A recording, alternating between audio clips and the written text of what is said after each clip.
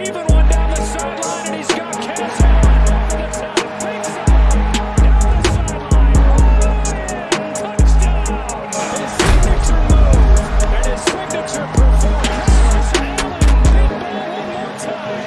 58 yards this time. You're listening to the Bruin Bible. This is your host, Will Decker, bringing you UCLA football content all throughout the year for LA Football Network. What's up, Bruin Bible listeners? This is your host, Will Decker. Wanted to reach out and say thank you guys for all the listens, all the love. We see it on social media. We see it on YouTube. It has been sensational. And we want to encourage you guys, if you guys are enjoying the podcast and liking it, that you guys subscribe and like it, whether it's on YouTube on our UCLA LAFB channel or the Bruin Bible, to subscribe either through Spotify, Apple Podcasts, however you guys listen and react to it, because it's going to allow us to do much greater things in the future. We're creators. We want to be giving the best Bruins content to all of our UCLA listeners. The only way we can do that is if we have a fan base that is locked in and helping us out. So we appreciate you guys. We love you guys. If you guys have been liking it, please help us out with a like and subscribe. Man, what is up, LA? UCLA off of a massive, massive victory this past weekend. A 28-16 victory over Coach Prime, who came into the Rose Bowl. A lot of fun. The first half was not so fun, but UCLA righted the ship. Madman, we're feeling great on this Monday evening, talking about what's going on here. Talk to me. Where our heads at after a big-time victory for UCLA over Colorado. Still a chance at the Pac-12 title. Still a chance for all of our goals at the end of the line to come true for Bruin fans.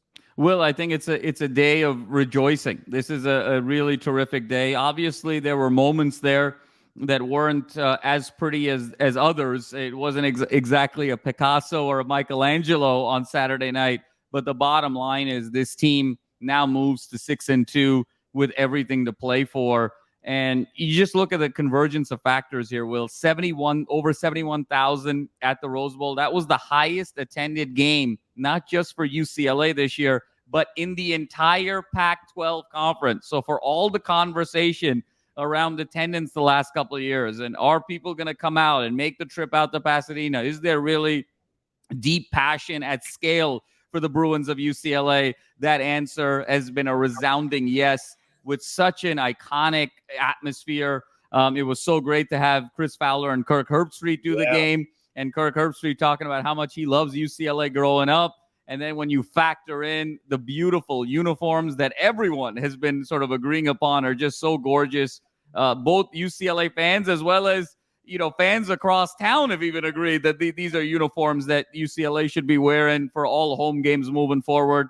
And then when you look at what else happened, Will, this week in the Pac-12, Oregon State losing to Arizona, you see Utah getting a second loss. So the logjam is already beginning as we had predicted. All the Bruins need to continue to do is bring that hard hat, bring that elite defense, bring that game management offense, and those running backs take care of business, put one step in front of the other. And this is going to be a very historic season in this program's history. And everyone that is a Bruin faithful should be very proud about what happened Saturday night, but also very excited about what's to come, because this team is nasty and they're just built differently from previous UCLA teams. And that difference is going to show later in this season with that resilience. Yeah, I'm excited to get into it, man. The defense was outstanding. Ethan Garbers kind of really finding his footing in the second half. The Steel Harden, 1A, 1B, where do we want to go with that moving forward in the run game?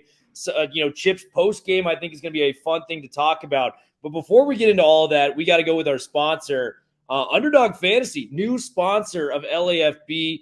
Going to be a lot of fun, Madman. A lot of great things going on with Underdog Fantasy. You guys can do daily sports picks with them.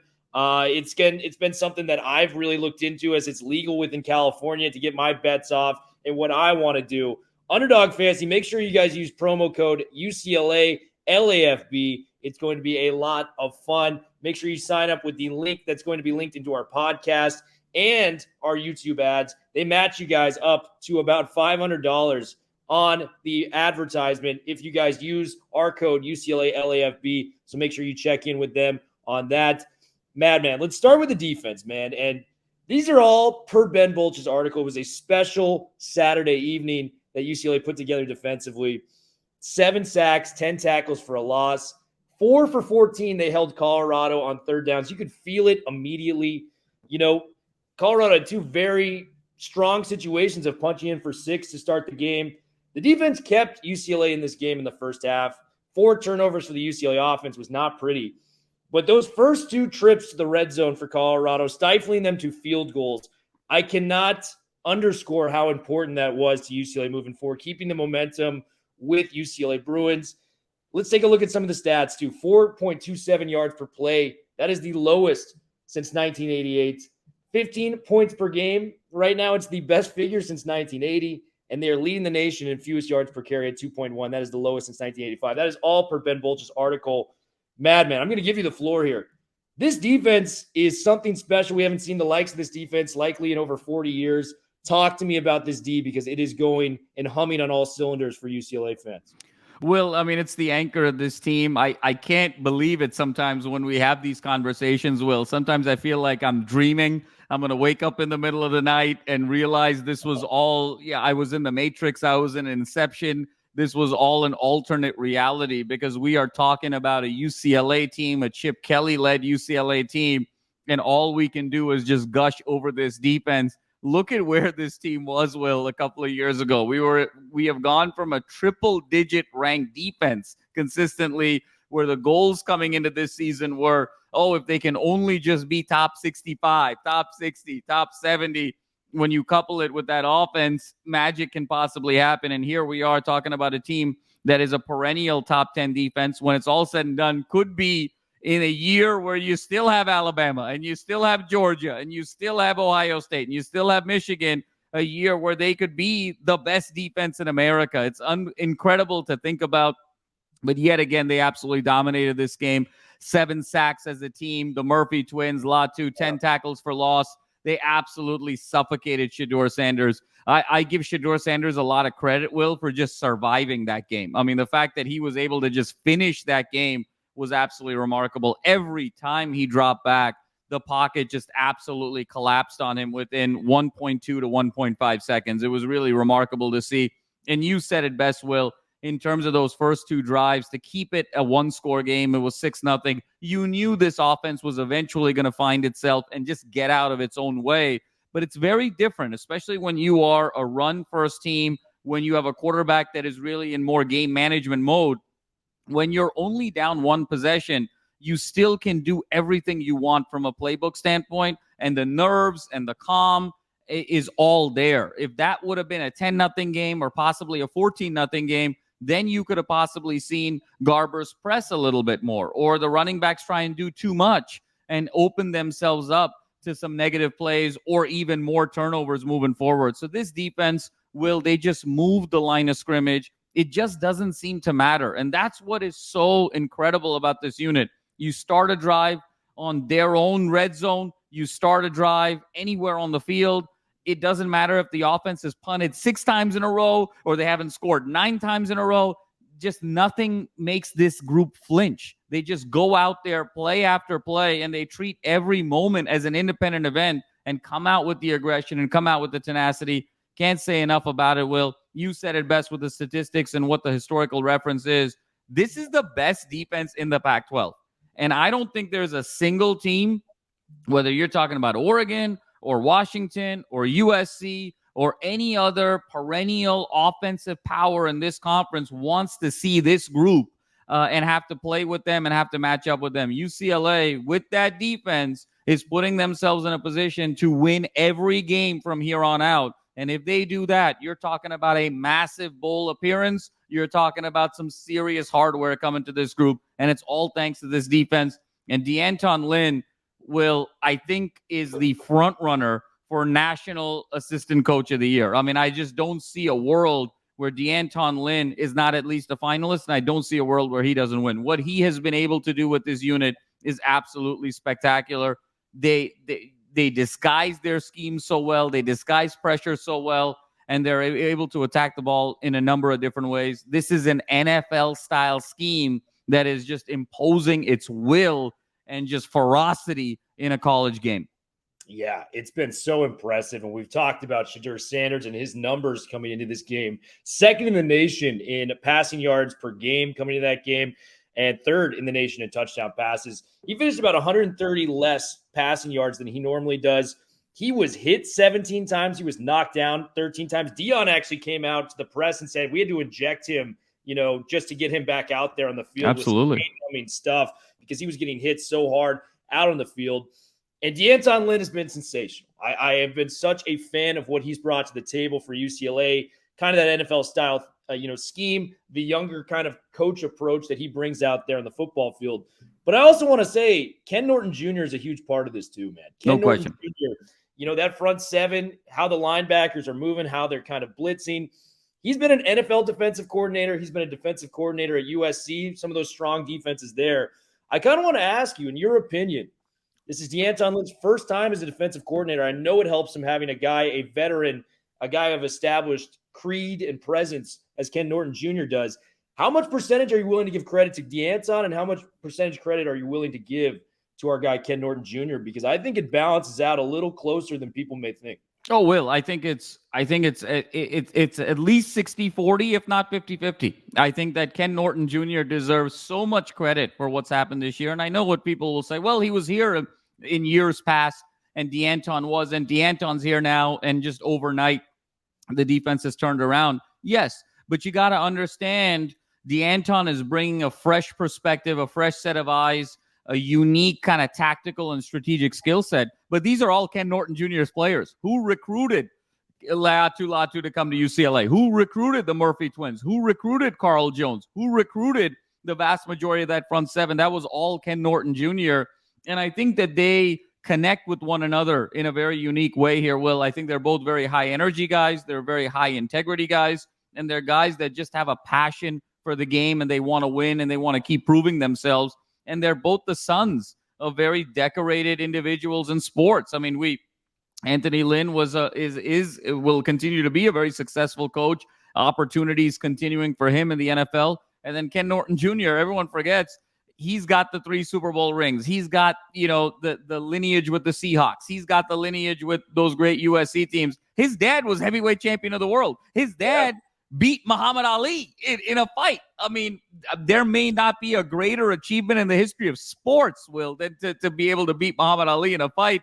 And Ken Norton Jr.'s dad has been able to do that. So they understand each other on a very deep level. And I think Ken Norton Jr.'s gift has also been in identifying talent, but also being able to use all of the different skill sets at the disposal. When you think about Latu being this supreme pass rusher, and then also improving year over year from being more of a straight line rusher last year to having more horizontal agility. Then you think about a Darius Moasau, your prototypical rangy linebacker. Will, you made such a terrific comparison to him and Manti Te'o. That just keeps ringing more and more true every week. But your prototypical rangy linebacker that's going to get 15 tackles in a big game and be sideline to sideline. Then you look at an Oladejo, who's just this physical freak who can almost even drop back in coverage. He can rush the quarterback. He can go attack a running back. He can cover a tight end.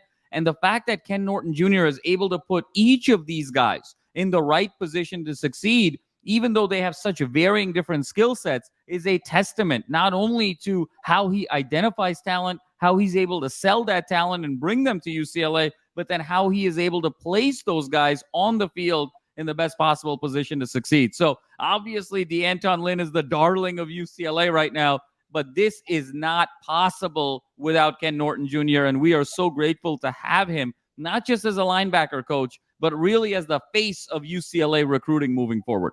Yeah, and all credit to D'Anton Lynn. I think what he's doing is special, but it just doesn't feel right to not include Ken Norton Jr. No question. In conversations. And the stat for me that really stood out for UCLA, they have the 16th lowest conversion rates on third downs in the country right now at 31%. That is the money down, man. That is how you get the offense off the field. You get the punting unit on. That is where it's at for UCLA, and they're delivering on those big downs defensively. So I love what I'm seeing from them. Let's move to the offensive side of the football, man. Ethan Garbers, rough start. I think we can all admit that. 4 turnovers in the first half. To his credit, it was only 1 interception from him specifically. Schlee had the other pick. Carson sealed those 2 crucial fumbles at the end of the first half for UCLA.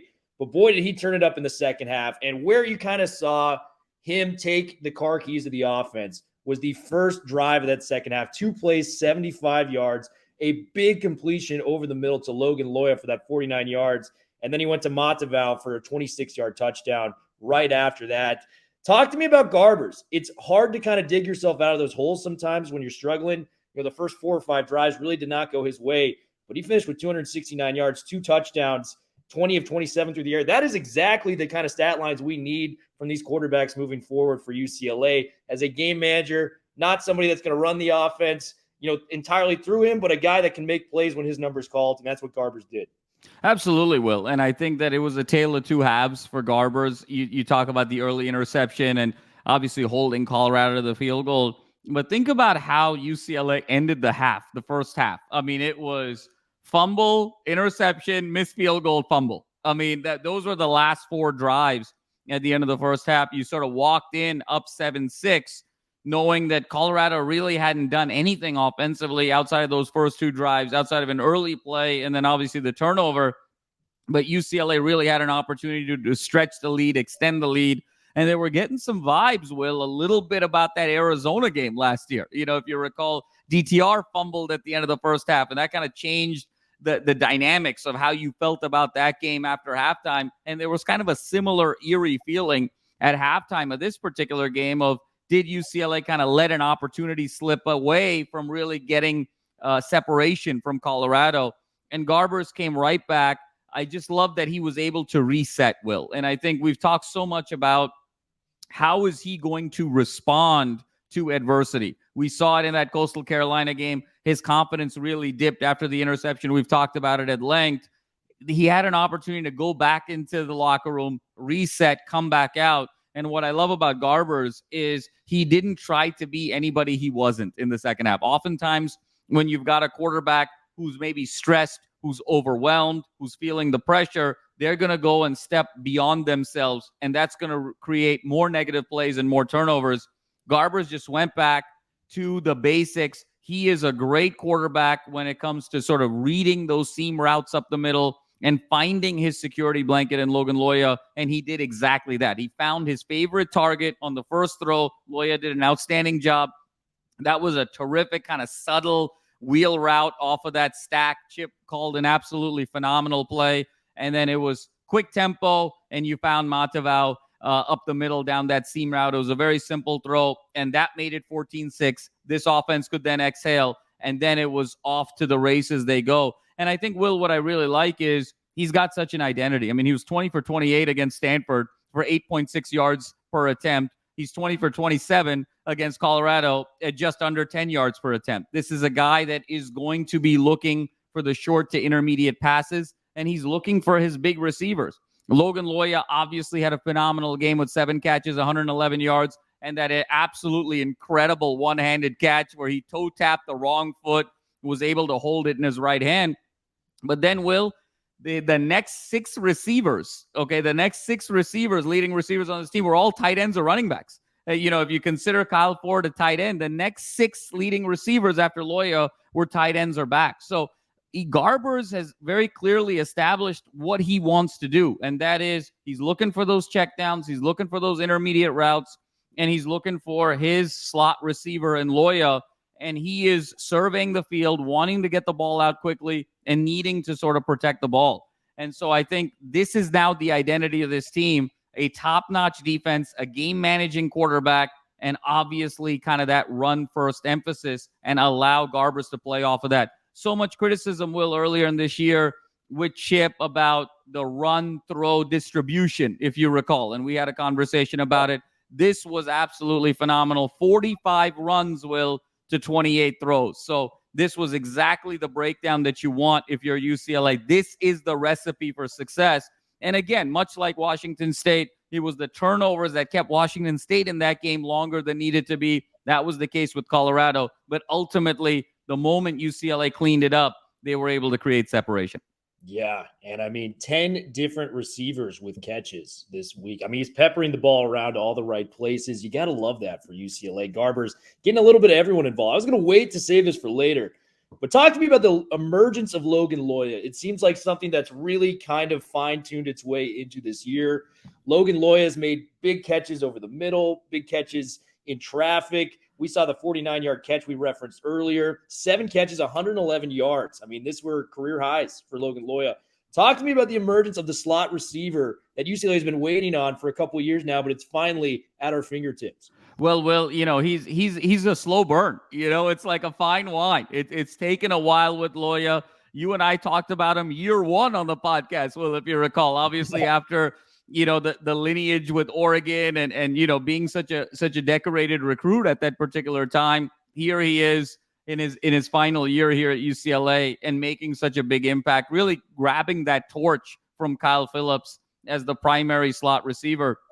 And I think, Will, he's done a phenomenal job of sticking with the program and continually improving year over year. And I also think it's a product of who this team is offensively. When you look at the offensive line concerns, especially in pass coverage, you got to get that ball out quickly. And when you can get that ball out quickly, who are you going to look to? You're going to look to your backs. You're going to look to your tight end. And on the outside, you're going to look to your slot guy.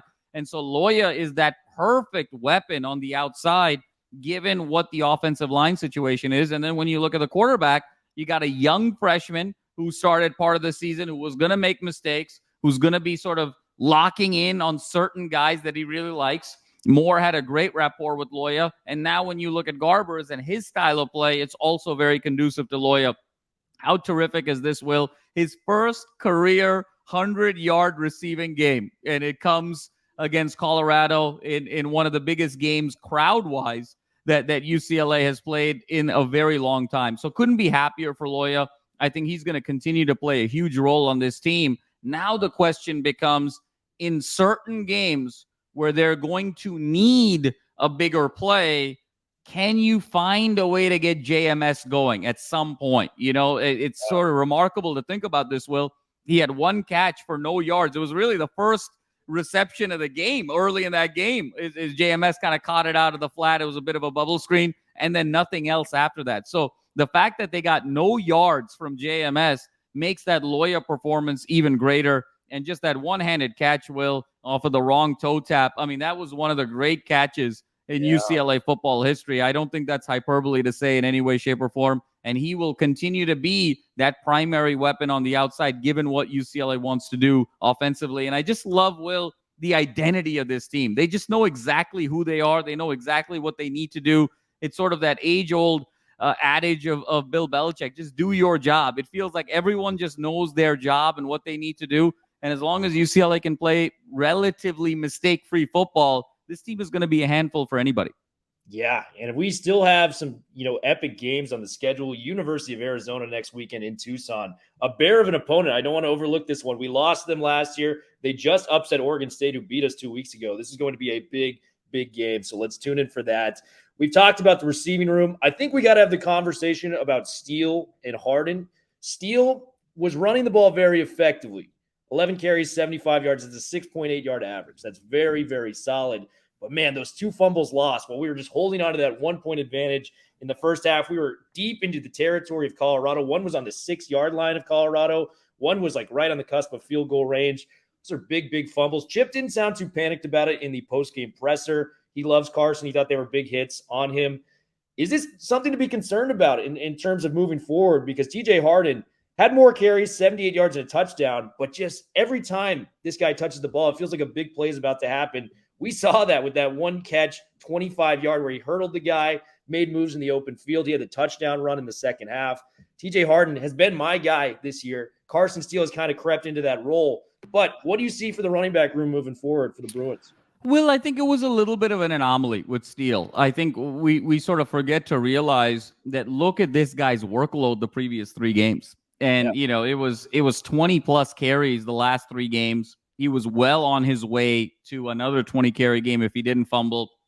And it's not like he's running these jet sweeps, Will, or it's not like he's sort of bouncing it to the outside and waiting to run out of bounds. I mean, this is inside running. I mean, it was over the last 3 games, even prior to the Colorado game, you're talking about 80 plus carries of inside running the ball, where the first guy, you're just sort of running over 2-3 other guys pile on.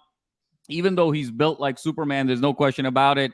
You know, you are human at the end of the day, and there's only so much pounding you can take. I think if anything, this is a great lesson for Chip moving forward to say, listen, I know he's my workhorse, but I got to be able to find some spots earlier in games where I can give Harden and others a run or two just to make sure that he also stays fresh and stays ready to go going into that second half. So I'm not as concerned about it, Will. Those were some pretty big hits. One was a little bit random. He wasn't kind of quite expecting it. The other one was a bigger hit. You know, it's just sort of the wear and tear, I think, of the last 3 games. I think Steele's going to sort of emphasize it even more now moving forward, protect even more. And I think moving forward, I think this is going to be a really good situation. I loved Harden's game. But again, Will, you saw Harden's the big home run guy. You can tell even Harden at this stage kind of needs Steele to sort of wear down that defense so the holes open up.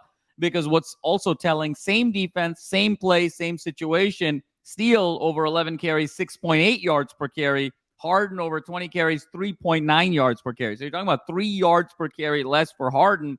You know, that battering ram in Steele plays a huge role, wearing out that defense for then the beautiful, nimble feet and the cutting ability of Harden to really take over. But I think you sort of, I don't get any spooked by any way, shape, or form with Steele's 2 fumbles. I think this is going to be a positive in the long run because he's going to focus on ball protection even more. Yeah, the run game looks to be in a great place with Harden, Steele. And I mean, say what you want about the Schlee pass this past weekend. The run game was great. I love him as that red zone kind of threat where he can run it to the outside. 4 carries, 26 yards. Had the touchdown with the golf swing celebration. I loved it from our guys. How nice was that move, though, Will? You know, where it was that zone read and he sort of faked it out, came back in. It was just, you know, just really shifty. It's always very impressive, Will, to me, when guys can make moves laterally without losing speed or breaking a step. And it just felt like that was so fluid where he was able to go outside in without losing a step in any way, shape, or form. Schlee's a phenomenal athlete, definitely the best runner out of the 3. And again, I think we're really solidified in a place here where Garbers is the quarterback of this team moving forward, and Schlee is going to have his packages. And occasionally you want him to throw the ball, but I think we're at the point where I'd love to see Schlee just do like a jump pass like Tebow. I don't want him making any reads at this point, you know, because he's kind of a one-read guy as it is right now. So I think having him as the package in the red zone, short yardage, I think his athleticism will really shine. Yeah, man. And don't sleep on Garbers with the wheels, too. 9 carries, 37 yards. He's been very deceptive against Stanford and both Colorado in these last 2 games. 37 yards on the ground for Garbers. Last question I got for you before we're going to go into our next podcast this next week. Against University of Arizona, going to be a big redemption game for UCLA. Talk to me about the post game from Chip. He got teary-eyed. We've seen a different emotional side to him this year. Got teary-eyed at Media Day talking about the late, great Bill McGovern. Got teary-eyed talking about Terry Donahue, whose statue was unveiled this week. And I think it was very endearing for a lot of Bruins fans to hear him. He's very, can be standoffish with the media, not media savvy, media friendly, if you will. But that, kind of emotion being shown for somebody that's in the Bruins' hearts, in the Bruins' families, that really left an indelible mark on not only you, but a lot of the UCLA fan base. Talk to me about what that meant to you guys. Well, it meant so much because it just showed the depth that Chip Kelly has and the values and the integrity and the human being that he is. I think so much in the world today is around social media. It's around sound bites. It's around on-demand entertainment. It's around instant gratification. And so when we see an individual and he's not the loudest and he's not the most charismatic and he's not the best dressed and he doesn't look like he's coming out of a Hollywood movie, we automatically make a lot of assumptions that could possibly be negative about him and sort of write him off. I think there's so much depth to Chip Kelly. He's more stoic, obviously, than many fans would like, given kind of the role that he's in. But it just shows how much he loves UCLA. And when he talks about things like books and ball, and when he talks about friendship that he had with the late, great Bill McGovern, and then when he talked about Terry Donahue being the ultimate gutty little Bruin and understanding the history of UCLA and what Terry Donahue meant and the unveiling of the statue and what his former players said. And the fact that he choked up so much, it just showed how much he understood not what it just means to be a head coach on the field, but what it means in terms of shaping the lives of young men into great leaders, into great individuals in their community, into great fathers, into great husbands, and so on and so forth. And so it just we've seen some dimensions to Chip this year where I'm just so proud that he's the head football coach of this team. And the fact of the matter is, UCLA, since the Donahue era, has not yet found that secret sauce of how do you put season after season together? How do you become a perennial top 20 team? Not just a team that finished in the top 20 one year and then you fall back to 4, 5, 6 wins the next year, the next couple of years, and then you come back up. But how do you create sustainability long term? Chip Kelly is that guy. He has found the sauce of how to be sustainable through the transfer portal, through emphasizing books and ball and recruiting, through finding the young coordinators that can complement his skill set. And I always felt that Chip Kelly, even though he got all of his success at Oregon, I don't think Oregon was the ultimate cultural fit for him with all the Nike attention and all the uniforms and all the flash and Phil Knight. Chip Kelly, in his heart of hearts, is a guy from New Hampshire. He wants to fly under the radar. He wants to let his work do the talking. And I truly believe that he's found the perfect university and the perfect institution that emphasizes who he is. And as Bruin Nation, we have to support him. We have to honor him. I want Chip Kelly to be the coach of this team for the next 10 years. And I challenge any of our viewers, any individual that's watching this show, listening, to tell me a better coach. People often talk about his first couple of years. The cupboard was so bare with this team talent-wise the first couple of years. He had to rebuild everything from scratch. This guy's 23-10 in his last 33 games. And we are setting up, Will, for a third consecutive 8+ win season, which, oh, by the way, is pretty rarefied air in UCLA football. And once we get there, I'll share just exactly how rarefied air that is. Chip Kelly's the right guy for this job as a head coach, as a leader of men, as a teacher, and as a representative of this university. And as someone who is a very proud double Bruin, I couldn't be more proud that he's the head football coach. And in this world of nil and transfer portal and instant gratification and not really having loyalty to any school and having so much transactionalization of players and coaches, think of another school. You think across town, Lincoln Riley would get teary-eyed over John McKay or Pete Carroll? Or you think Dan Lanning would get teary-eyed over Chip? Or do you think, DeBoer would get teary-eyed over, the great Washington coaches of the past? No way. They're here for the moment. They're here to be them for themselves. Chip understands the larger ecosystem. I'm so proud that he is the head football coach. We got to continue to support him, and the best is yet to come. Best is yet to come, Bruin fans. What a victory. What a post-game speech from Chip. He's got us moving in the right direction. I mean, look at this defense. I know it took him a while to get that right and manage that umbrella, but boy, it's looking as good as it's ever looked for the blue and gold. Madman, great to see you as always. We'll have another preview this week coming from Arizona. Guys, thank you for listening. Hope you guys are having a great start to your week, and we'll see you on the ESPN radio show coming this week.